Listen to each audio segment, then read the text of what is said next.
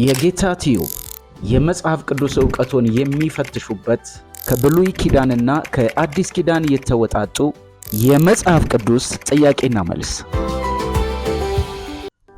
ጥያቄ ቁጥር 1 ኢየሱስን ለፍርድ ያቀረበው ሊቀ ካህን ስሙ ማን ነበር?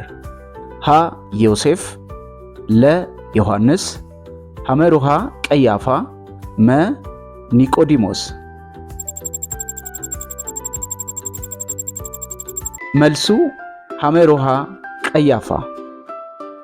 ጥያቄ ቁጥር 2 ኢየሱስ መጀመሪያ ለብዙ ሕዝብ ስብከት የሰበከው የት ቦታ ነው? ሀ ቄድሮን ወንዝ፣ ለ ጥብርያዶስ፣ ሐመሩሃ ገሊላ፣ መ በተራራ።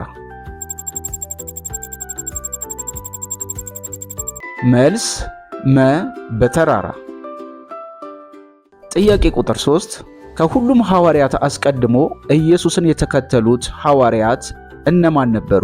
ሀ ዮሐንስና ያዕቆብ፣ ለ ጴጥሮስና እንድርያስ፣ ሐመሩሃ ይሁዳና ስምዖን፣ መ ጴጥሮስና ዮሐንስ።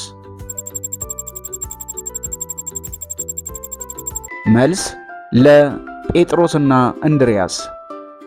ጥያቄ ቁጥር 4 ጳውሎስ ከየትኛው ነገድ ነው? ሀ ይሁዳ፣ ለ ጋድ፣ ሐመሩሃ ሌዊ፣ መ ብንያም።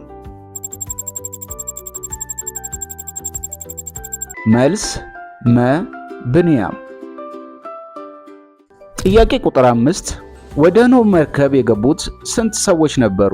ሀ 12፣ ለ 10፣ ሐመሩሃ 8፣ መ 20። መልስ ሐመሩሃ 8። የመጽሐፍ ቅዱስ ጥያቄና መልስ። ጥያቄ ቁጥር 6 በኢያሱ ጸሎትና ትእዛዝ ማንንና ማንን አስቆመ? ሀ ኃያል ጦረኞችን፣ ለ ፈርዖንና ጦረኛውን፣ ሐመሩሃ ፀሐይና ጨረቃን፣ መ ሮምንና ፋርስን።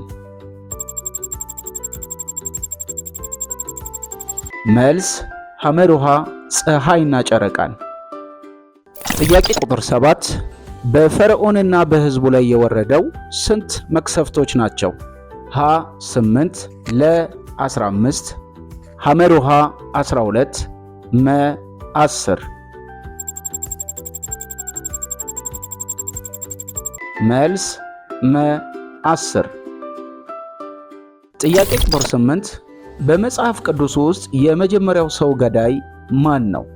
ሀ ሙሴ፣ ለ ኖህ፣ ሐመሩሃ ቃየን፣ መ ሎጥ። መልስ ሐመሩሃ ቃየን። ጥያቄ ቁጥር 9 በአዲስ ኪዳን ሥላሴ የተገለጠው መቼ ነው? ሀ ኢየሱስ ሲወለድ፣ ለ ኢየሱስ ሲጠመቅ፣ ሐመሩሃ ደብረ ታቦር፣ መ ጎልጎታ።